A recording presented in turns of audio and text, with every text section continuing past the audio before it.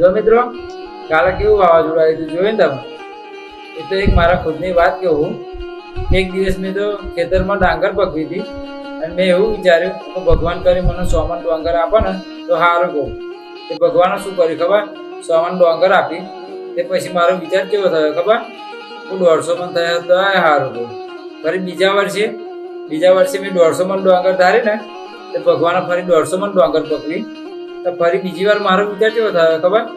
અરે હું 200 મણ ધારી હતી અને 150 મણ થઈ. એટલે ભાઈ આપણે એવું ના વિચારાય, કેમ કે જે ભગવાન આલે ને એ લઈ લેવું સારું.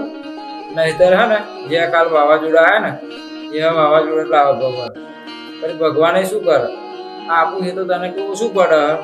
એટલે ફરી તારે કે આ દશા જોઈએ કે મને આજે ખબર પડી કે જે વાવાઝોડા લાવવા ને એટલે અમે આવું ખોટું વિચારીએ તેમ જ લાવવાનું.